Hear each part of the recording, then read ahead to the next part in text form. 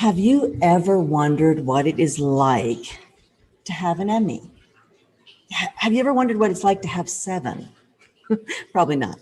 Have you ever wondered what it's like to have millions and millions of people listening to you or watching you on TV every single day?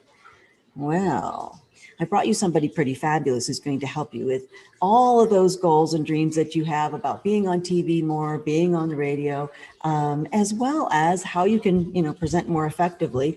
And she's got a great story. She's a wonderful keynote speaker, so I'm going to make sure that she shares all of her great stories with you today. She's got a great background. Not only does she have 7 Emmys, but she's also spoken to a whole variety of organizations. Like she's spoken to Guaranteed Rate and iHeart Radio. She's also spoken to AnitaB.org. I know all you tech people know about that.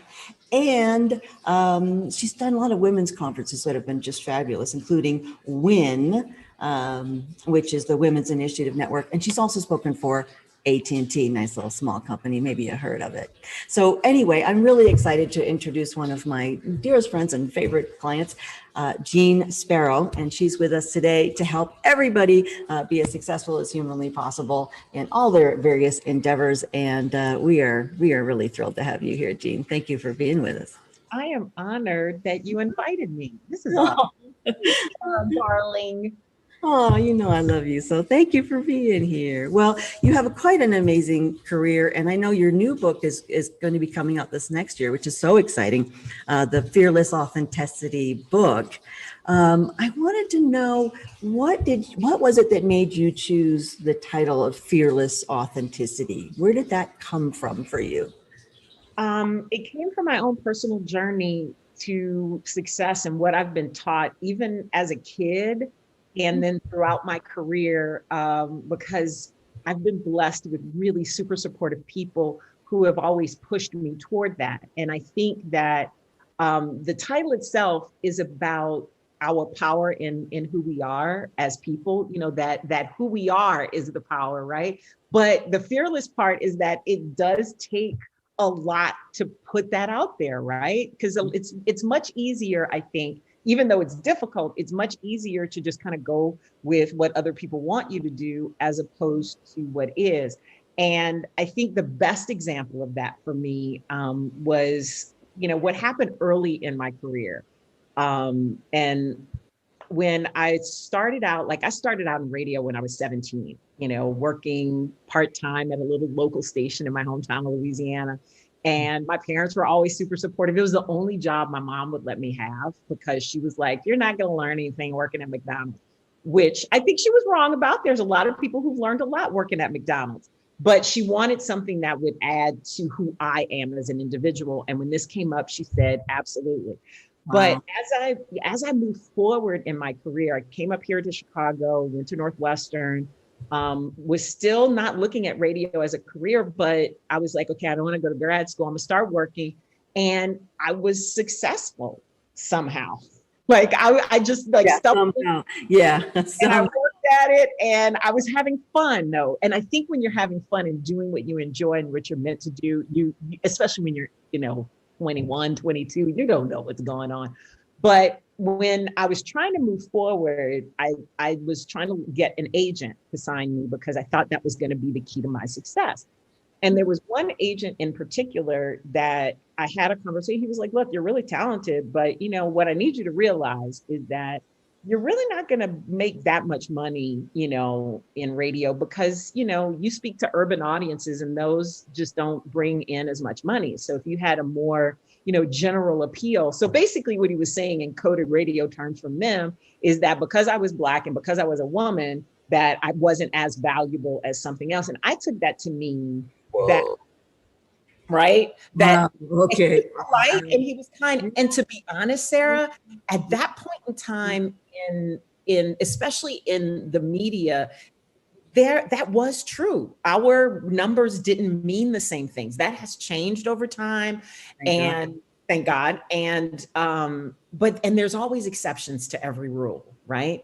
But I took it in that moment to mean that I couldn't be a success, right? That I had to change who I was to get the success that I wanted or that I thought was out there for me. And so I tell my dad about it. And bless his heart, my dad was listening and listening, and he listened to me just say the whole thing. And then he goes, well, baby, he was like, people are going to do what they're going to do. You do you, because that's all you know how to do anyway. Why would you try to be somebody else? Be you. If that's been working for you so far, keep doing it. And I was like, Daddy, you don't understand. I didn't connect with until later was, as you know, my dad passed away last year. We're coming up on the 1-year anniversary of that. But the thing is, my dad lived a long, full, beautiful life, and he was a great example, as was my mother. But my dad lived fearless authenticity. He did it himself. Like, he was always that guy that was telling stories to people and being friendly and being of use and all these things. And my dad, unfortunately, got dementia, a rarer form of dementia, probably about 5 years ago. Yeah. And as he started his decline, I was like, is he still in there? You know, which is a question a lot of people ask about dementia. And when he got to the point where we had to put him in a safer environment because he was starting to wander, I was like, this is going to break him. He's not going to be his person. And don't you know, my dad, like, I drop him off at the nursing home. I take him in, move him in. We get him all settled. My cousin's helping me and everything. And he's like, baby, I'm gonna be fine. I'm gonna be fine. And so I was like, okay. But I thought he was just protecting me like he always does. Mm-hmm. And like the next weekend, my cousin goes to visit him. And so she brings him some extra stuff. And my family, you know, in our small town, everybody's checking on him. There were relatives in the same home where he was. So he was doing good. And, you know, I knew he would be okay when he sat down at lunch that first day and loved the food. So I was like, phew. So well, that's the most important thing. Yeah. Right? Yeah. So we fast forward a week. And I'm checking on my dad every day and stuff. And my cousin calls me. She's like, girl, I got to tell you something about your daddy. I was like, what? What's going on? Like, I'm freaking out. I'm going online trying to find a flight because I'm thinking all hell has broken loose. Oh, no. I went to go see your daddy to drop him off some stuff. And she says, you know, the little barbershop is right. The little room that they use for the barbershop is right there. And they only have haircuts for men once a week. She said, so all the little old men were like lining up in the hallway, and some of them were in daddy's room, and he's holding court, just sitting there talking and having a good time or listening and all this other stuff. And there was a gentleman in there with who was in a wheelchair.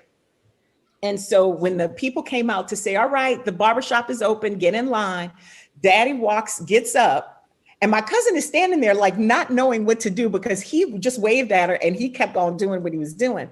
And then he went, and the gentleman who had the wheelchair, who couldn't wheel himself to the barbershop, my dad politely gets up, flips up the little things on the side, gets behind him. And as he's going down the hall, which is only a couple hundred feet, he's waving at people and things like, Mr. Sparrow, how you doing? Blah, blah, blah. And she said, girl, your daddy gone and found a job. He's out here helping people, being himself. And the thing is that I realized in that moment, if my daddy, after 4 years of dementia ravaging his brain, can still be who he is, of service to others, friendly, knowing people, and can barely put a sentence together, but having big conversations, then you know what? All the rest of us can do it too, no matter where we are and what it is. Like, he lived all the way to the end. And that's what he tried to teach me, but he showed me way better than he could ever say it. That is one of the most beautiful things I ever heard in my life. And I love you, Daddy. I love you. Oh, honey. That's Sparrow. Let me tell you something. Alan and Ethel Sparrow were the salt of the earth system. And they are the reason why I just share what I've learned along the way. And a lot of it came from them. And the thing, paying attention and figuring out how and what it means in your own life and work. And yeah, and definitely hard work and a great sense of intuition of what any given market is looking for and how to serve that big market.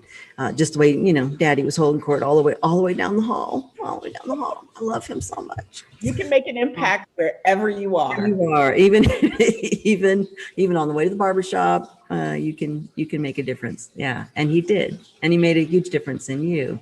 And I like how you turned out. So they did well. They did well. Wow, that is amazing. I think all of us need that. We all need to be reminded of that, because it's too easy to start trying to be other people, and that never works. And yeah, I think a lot of times too, because especially with the way we, market ourselves and our personal brands and all these things, I think sometimes we think we have to be all things to all people. And that's the thing I talk to my clients about, is like, no, you have your people, your tribe, whatever you want to call them. There are people out there who you speak to particularly. And if you try to change who you are to talk to everybody, then you water down the thing that makes you special, because then then people pick up on it. That's the other piece. That's the thing that I've learned from a lifetime in radio and television. Anything technical will highlight anytime you're trying to do something that isn't quite in line with who you are. And the thing is that that's the thing you were put on this earth to share anyway. Why would you defy the universe like that? Yeah, absolutely. Absolutely.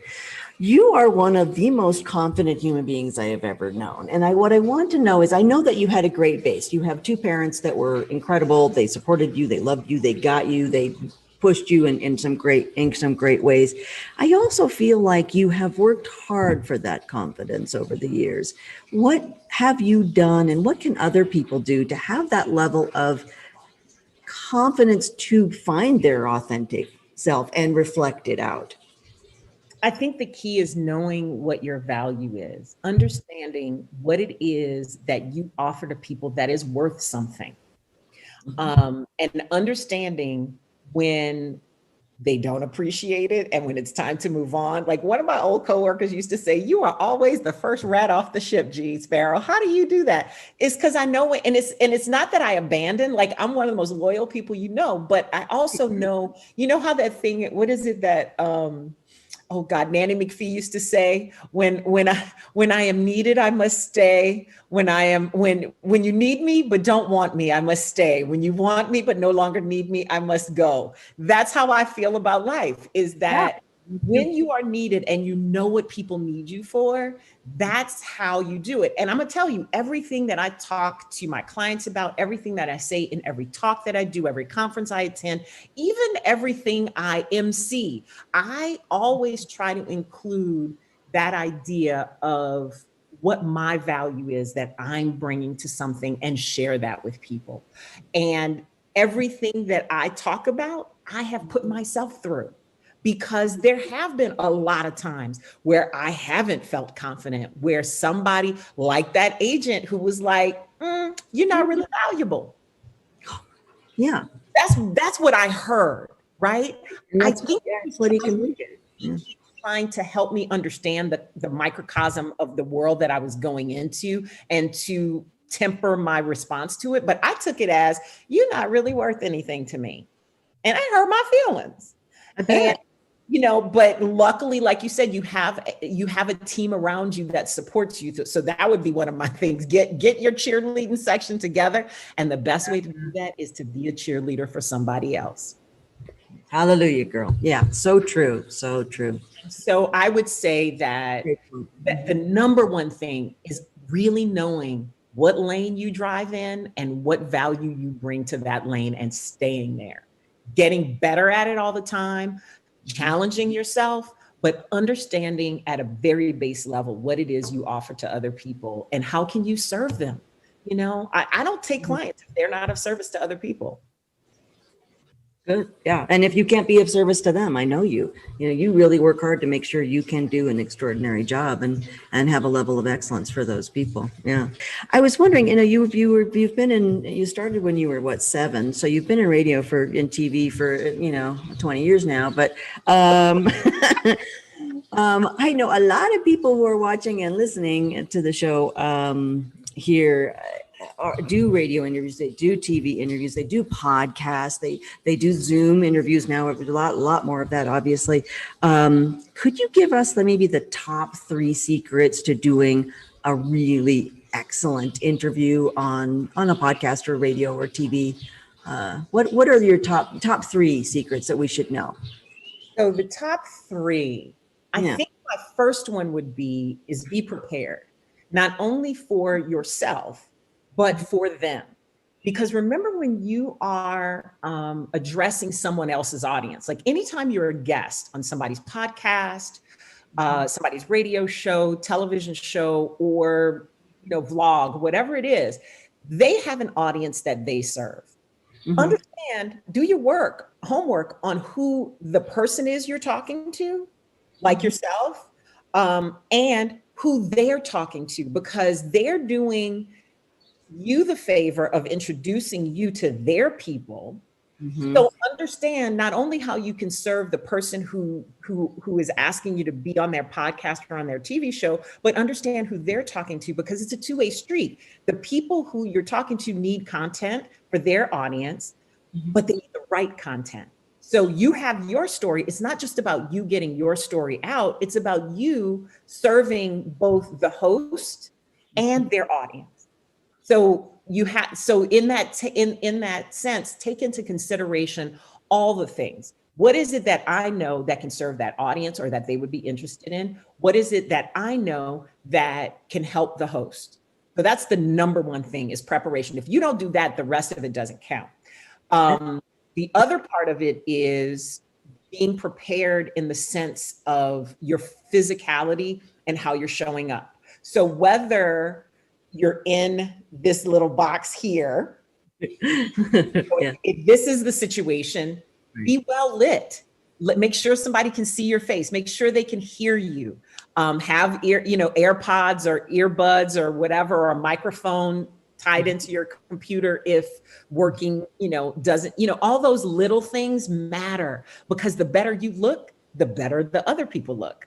But if it's in person, then look the part, right? So whatever it is that you're supposed to be doing, look like you could be that. I'm not saying you have to, wear the uniform. Like if you're a doctor and you're, a consultant for that you have to wear your white coat, but some doctors choose to because it gives them an air of authority. So if you're an expert, accountant, put on a suit and show up and look like an accountant, talk like an accountant, but talk in a way that people understand.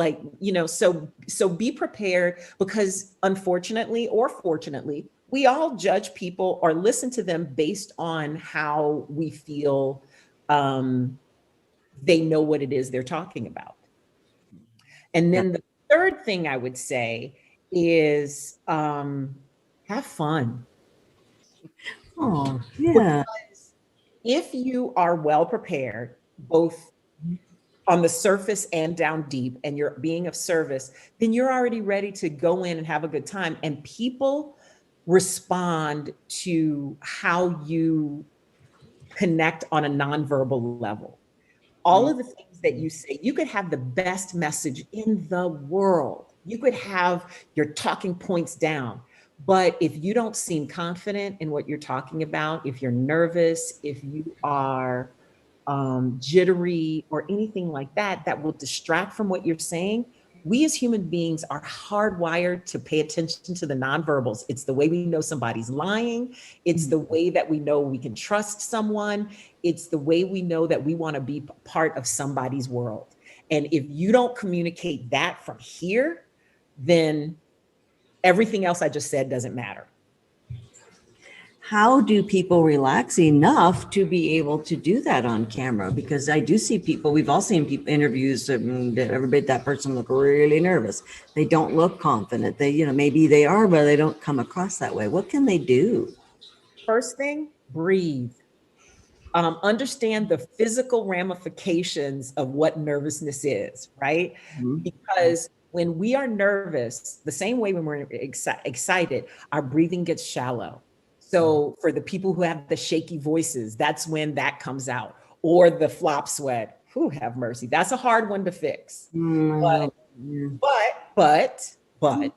if you can respond to your internal situation, acknowledging it, I think is the first thing, because most of the people that come to me that say they don't come across well on camera, when I do that kind of coaching, I go, okay, can we talk about your nervousness? Can we talk about the fact that you're not comfortable about this? No, it's not that. It's just the situation. And I was like, what do you think you're saying?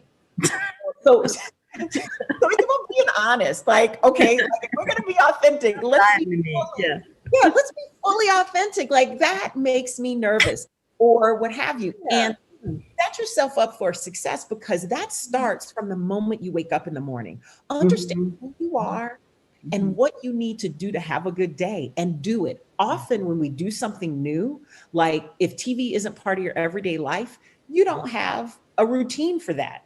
And then you start doing different stuff. If you need to kiss your husband or your wife and have breakfast with your kids and work out before you do anything,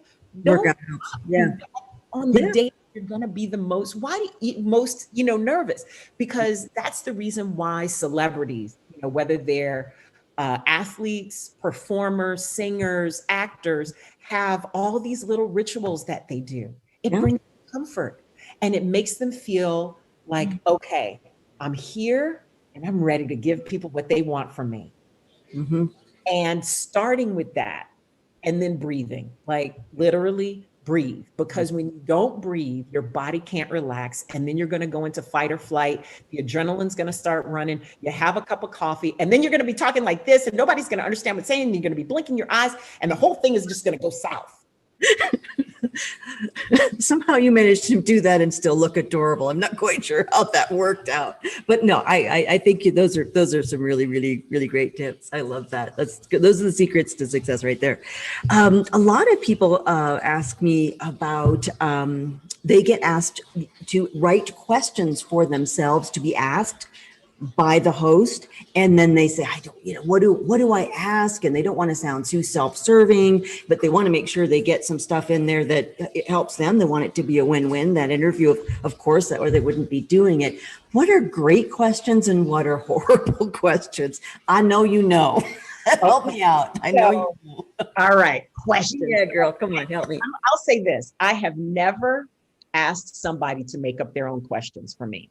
I know you do. What I usually ask people is, what is it that you want to promote if I don't know what that is? Is there anything else that you want to talk about? And if you're getting asked to be on a television show, you should know what you want to talk about.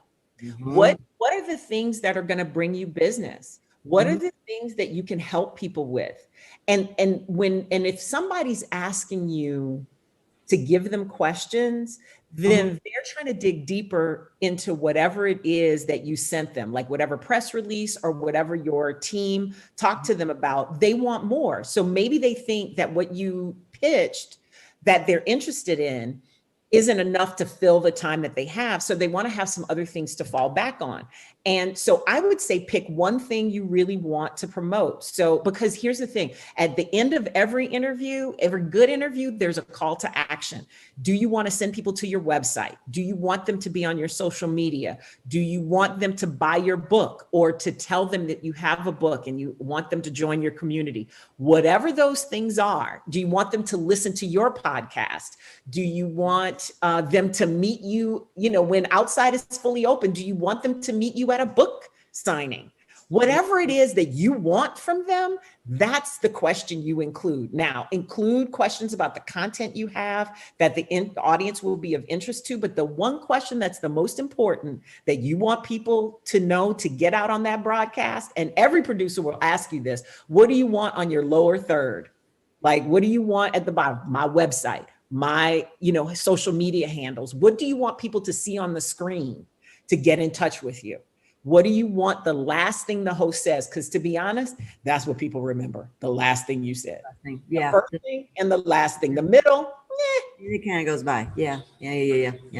I find myself telling people when they do interviews that it is similar to when they do a speech. If you have a great, what I call a super objective, as you know, what you want that audience to feel and how you want them to be more successful. That's great in terms of what is in it for the audience, and making sure that's applicable, like you said, applicable and appropriate to that their listening or viewing audience, but also making sure that you have some personal goals and that you separate those two in your head. Because the super objective, it's like what's in it for them, but also what's in it for you, because they will ask you. But one, depending on the length of the interview, if it's really short, 1, 2, or if it's a podcast, maybe 3 things that you would like to, if we could do magic, what would you ideally like to have happen? Because then you can work back to those questions. If it's, I want them to come to my website, or I want them to do a consultation with me, or I want whatever it is that they want the most, or I want them to hire me as speaker, whatever.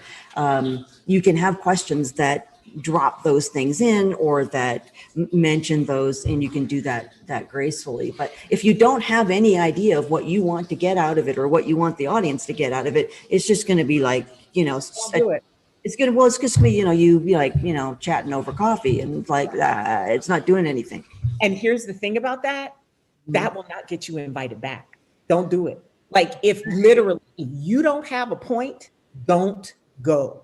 Don't do it. Say you're busy, something. If you don't have something to say, then you won't get asked back again, period. Well, that is very important, very important. And the other thing is too, I think it has to be a win-win, right? Because all producers and hosts understand that anything that gives my audience value also has to give that person value too, that I'm asking to give my audience value. So don't ever feel, because I know that a lot of my women clients feel this way, that, I don't want to ask because that's selfish. No. It's a win-win. Yeah. If you are helping someone else and you can help them further by them getting in touch with you, and you make money off of that, everybody's happy. Win. The producer and host are happy because you gave them good content. You helped them out with that. They'll ask you back. The audience is happy because you solved the problem for them. And who doesn't want a problem solved? Right. I want all of my problems solved by somebody else, literally. And then thirdly, you earn a living doing what you love, helping other people. But they want to know how, they may want more. And if you aren't telling them how to get to you, how are they supposed to get more from you? And that's an important thing. Yeah.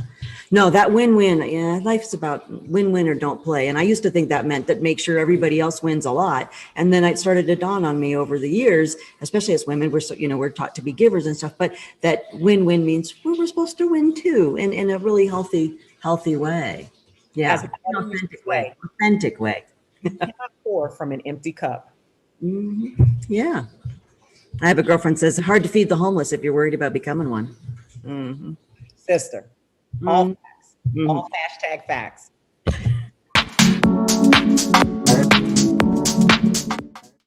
Special thanks to our wonderful sponsor, Meritas Bott and Bott and Associates, for all things financial planning and estate planning, so that you can leave the kind of legacy you would like to leave. Thanks again, Meritas, and thank you to your fabulous team. So what are other secrets to getting asked back? Obviously, do a good job and know their market, be of service to them and to the people that are listening or watching. What else is a good way to make sure you get asked back? Can I tell you, Sarah, it's the simplest stuff that people always screw up. Isn't that life? Be on time. Seriously? The last thing you want as a producer, especially, but as a host too, the last thing you want is to sweat wondering if your guest is going to show up. If they tell you are going to be live at 8:20, like you to be there at 8 o'clock to get mic'd up, show up at 7:45 at least. 7:30, standing outside, ready to go. Yeah, right. Depending on where you are and who you are and how you function, tell yourself whatever you have to do to show up on time, but be there on time. You can ask anybody in my personal life. The only thing I show up on time for is work. I happen to know that. that. Okay. But that's okay. It doesn't matter for other things. You can show up at a party an hour late, but you can, these guys have to, if the show goes at 8 or 8:20 or whatever, if you're on 8:20, it's 8:20. It's not 9:20. Yeah. An important question to ask: what is your call time, or what is the time you would like me to be there? Because every producer is different. Some of them don't care. Some of them are like, oh yeah, they'll be here. We trust you. And if you're not, then you'll never get asked back again. Some people are a little nervous and high maintenance. They want to talk to you beforehand. Talk shows tend to be a little more like that, just because there's more riding on your segment. Whereas a news show, you could get kicked for breaking news. So, but I would say, aside from being prepared, understanding who they are and their audience are, and serving what it is that they ask you to do, being on time is the most important thing. I think the next thing is also having an audience that aligns with theirs and using that to promote it. So every television show promotes, every radio show uses social media to promote their product. And engagement is super important. So even if you only have a small audience, but you have a super engaged audience who are going to show up and watch that show and engage on their social media things, make sure you do that. Do it when you get booked. I'm going to be on, Sarah Victory's show on XYZ date. I hope you'll tune in and support my friend. The day before, tune in tomorrow. It's here. I recorded this podcast. It's going live tomorrow. I hope you'll check it out. Put it on your website, on your Twitter, on your Instagram, wherever you are, your LinkedIn, whatever it is that you do that. Also ask what outlets are the most important for them. Because some shows strictly use Instagram. Others have a different audience also on Facebook. So ask them, do they have a preferred platform? And post on that. If you have a good platform on that situation, then use that as well. Because that's how you connect your people to their people. And that, again, a win-win. Everybody's happy. Yeah. Okay. Everybody's happy. Yeah. And your viewers, your audience gets to see you in a different light than what they usually do. And they tell their friends. And then when it's done, you post a clip from it if you can. If you can't, take a picture, say thank you. A lot of times what I'll do is a screenshot of my Zoom thing and go, I was talking to Sarah Victory, y'all. My friend Sarah Victory. But usually, especially for podcasts like this, somebody will send you a clip. Just ask them, send a little clip of something. Yeah.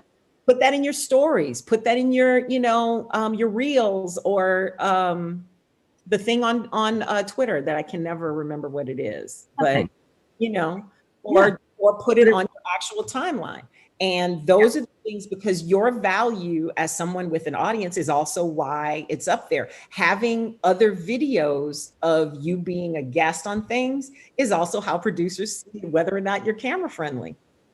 There you go. So having that on your website or on your social media, it shows them what you can do. Yeah, nice.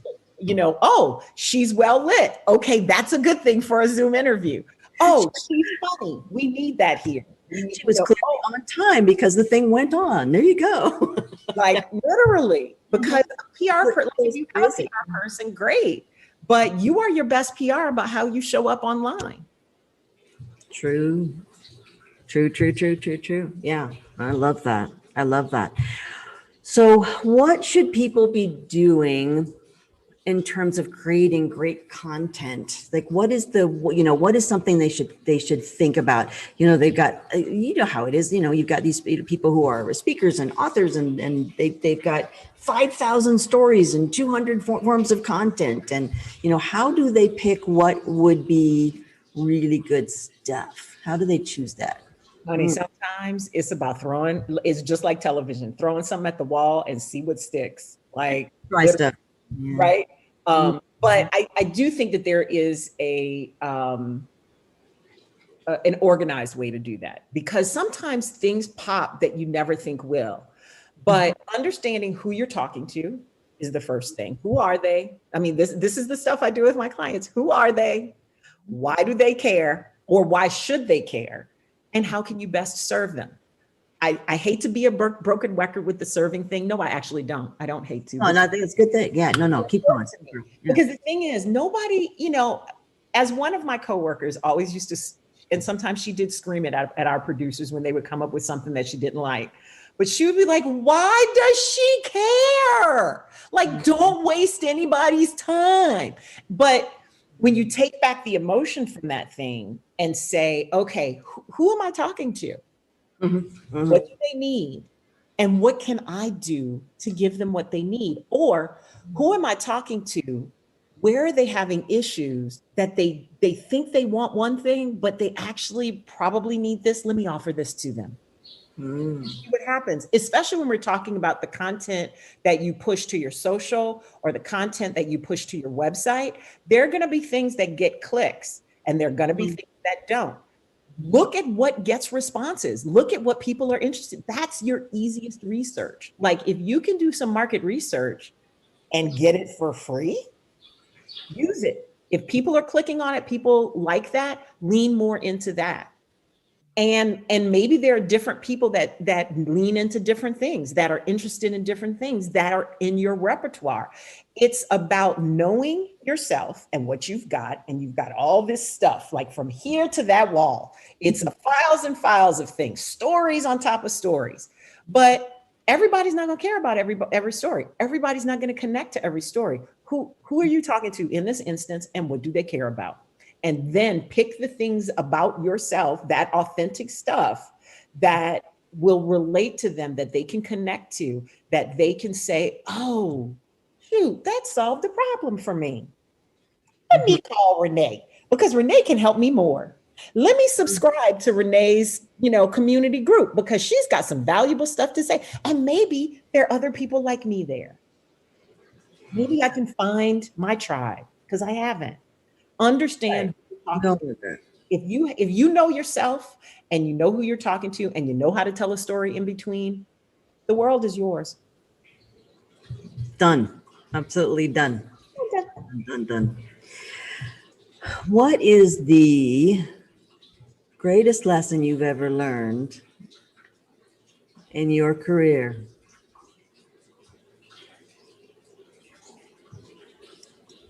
Well, Miss Victory, greatest lesson I ever learned. Oh my gosh, there's so many. Most important lesson. I had a coworker say this to me one time. People will always try to imitate, and they might do better than you at the imitation. She said, but the one thing they can never know is what you're going to do next, because only you know what you can do.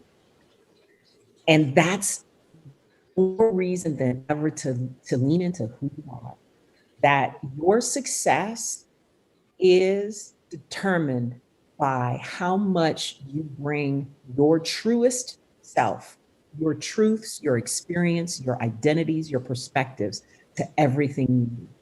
Because it's the only thing that differentiates you truly from the next person. You can change your price point, you can change what you call what you do, but when somebody loves what you in particular brings it, like there's a million accountants in this world, but there's one for you that you love, right? Yeah. Because of how you do what you do. Financial planners, there's a bunch of financial planners. Yeah. There's one that speaks to you in the way that you do. Same thing with business coaches, same things with actors. You can't be somebody else's thing ever. If you do, you will be a sad copy of it.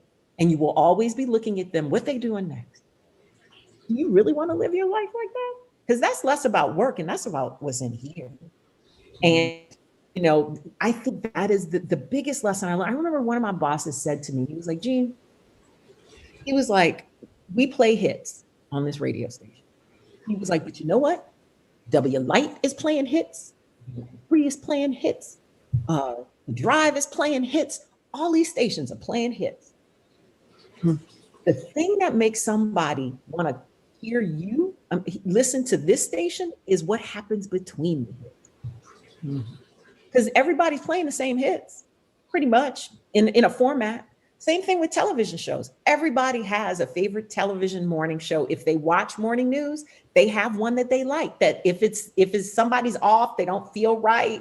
You watch the Today Show, or you watch WGN News, or you watch I don't know, Fox, or you watch CNN, or whatever it is, you Morning Joe, whatever it is that you like, they're all talking about the same news. It's the same three, especially local news, always the same stories. Why? Because there's only news that happened. That's what happened.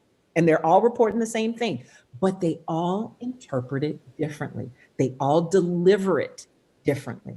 You want to hear, like, you know how there's a friend you have that you would rather have tell you bad news than another, because one friend is going to give it to you the way you want it. Like, some of your friends pussyfoot around. Well, Mhm. Well, sometimes you need to hear bad news like that. yeah, But sure. there's some people who are like, they want to hear it like straight, no chaser, right off the top. Rip the Band-Aid off, girl. Mhm. Exactly. Just rip it off. Just rip it off right now. And depending on what mood you are in, you call people to say what it is. That's all I'm talking about here. Is fearless authenticity. Dive into who you are and give that to people. And that's where your success resides. That's where the money resides. That's where your happiness resides. That's where however you define. I've got two more questions for you. Okay. One is, if somebody wants to get their very first radio show interview or TV interview, what should they do? So, what shows do you listen to or watch? Those are the best places to go first, right? Because you're a fan of the show, you're already their audience. You know who they're talking to, you know what they appeal to. Find out, the podcast or what have you. They usually have their contact information on their website. Send a letter. I mean, what's the worst that can happen? Or ask your network who knows who, right? And start manifesting it. I mean, look at LeVar Burton. He's about to be a guest host on Jeopardy, and he's been saying on Twitter for months since Alex Trebek died. Before that, he was like, "No, I would really love to do that." There was a petition online. He claimed it. Perfect. Yeah, he owned it. He claimed it. Yeah, he's one of my favorite actors too. I love Star Trek, so I love him. And he was Geordie LaForge. And yeah, I know. I like to watch him on anything. He wants to read the Twitter feed. I'd be like, okay. Yeah. But the same thing is true. Amazing. But like you said, he claimed it. He asked for help. He circled wagons to get other people to lobby for him. And you can do the exact same thing, because people don't realize that you may only have, 300 friends on your LinkedIn or Twitter or Facebook or whatever. That doesn't seem like the average is 338 is what a person would have. But every one of those people knows another 338, another 338. If you really ask for help, people will rally to support you. So that is very clever advice. All right. So my other question would be, if you were giving advice to an up and coming speaker, performer, author, television, radio personality, what would be the number one piece of advice you would give them?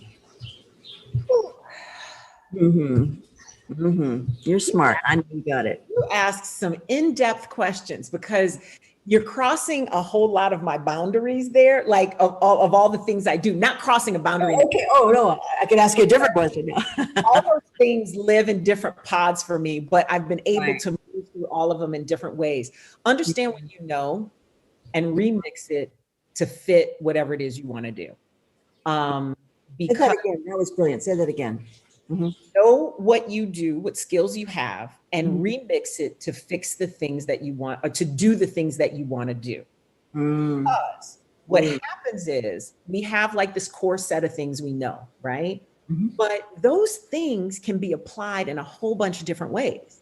You just have to see and again, this goes back to what I was saying, knowing your value, knowing what it is you offer. Like, there are things I say no to because I know it's not in my wheelhouse. They're like, oh, sis, you're gonna have to go to somebody else for that. And I have referrals. Like, that's what I do. I'm like, oh, I'm not the one for that. And I even say it if I don't think it's gonna be a good fit after our initial consultation.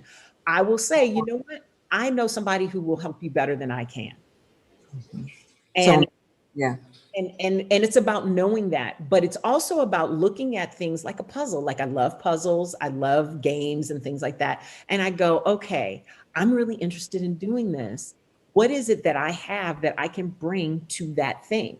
That's how it was when I started my business, when I, decided to incorporate the things I had learned from television and radio and try to help people do other things with it. Cause that whole idea I started off thinking I was just going to do media training, but it's more than that. And my clients taught me that. And I was like, oh, okay.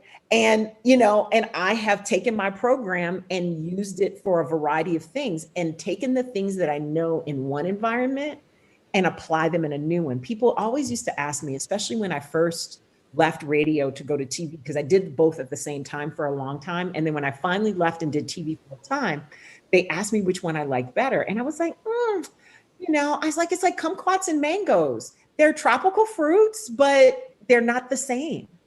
Mm-hmm. But they have things in common. So I look for the things they have in common. And then I look for the skills I need to add to the skills I have to be good in that format. Never assume that because you do one thing great, you're going to do it great in another environment. Mm-hmm. Make sure you prepare. Mm-hmm. Don't take it for granted, because just because you perform well, say in a conference room, doesn't mean you're going to perform well on stage without doing some extra work for it. Understand the modality that you're in as well. Mm-hmm. Everybody who speaks well does not speak well in this box. True. Yeah. It's a whole new. But if you can learn the skill to do it, if you already know how to speak, figure this out.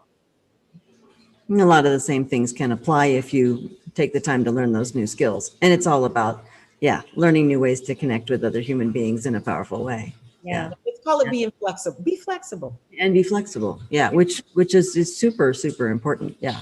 Being able to think on your feet. Yeah.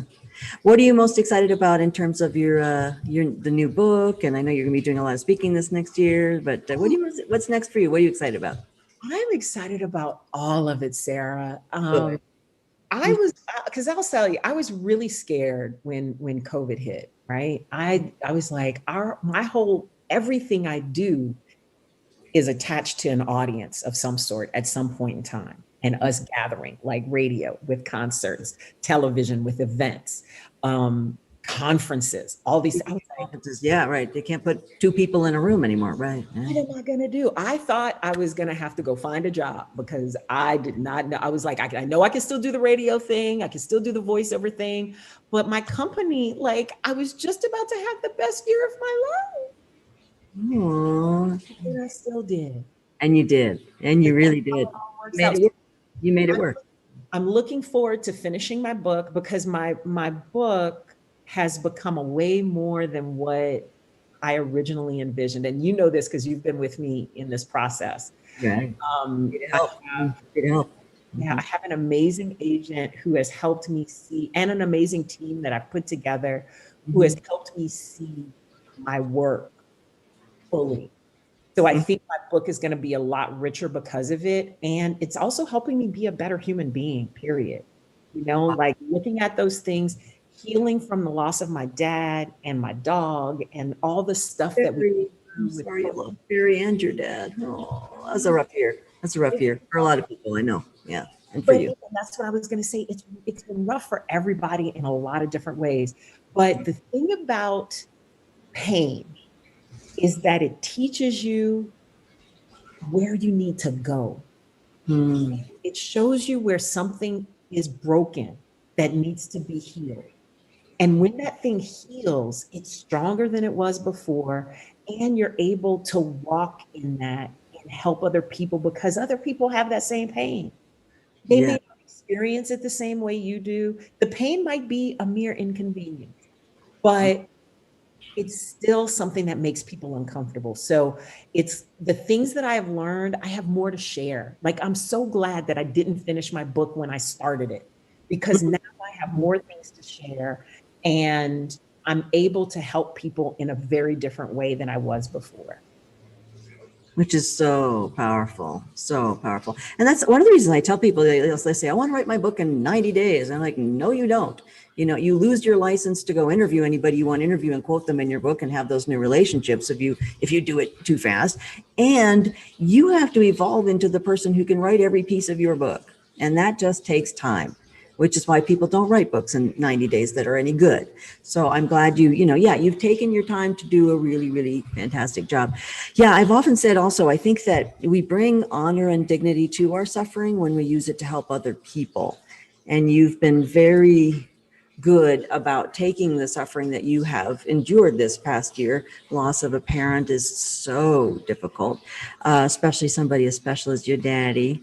And you're really using all that you've gained from that, the wisdom that you've gained from that, in your work and in a way to help people become as fearless and as authentic as possible. So congratulations. That's big. That's big. Thank you. Because it's made me more fearless. It's made me more authentic in ways that I didn't even know I needed to be. Because there's always something more. Right. Just like you can always get better at something. There's always another layer to unpeel. There's always something else you can do. Like it never stops, and that's the beautiful thing. That is the beautiful thing about life in general. Well, thank you very much for being with me. You know, I love you very much.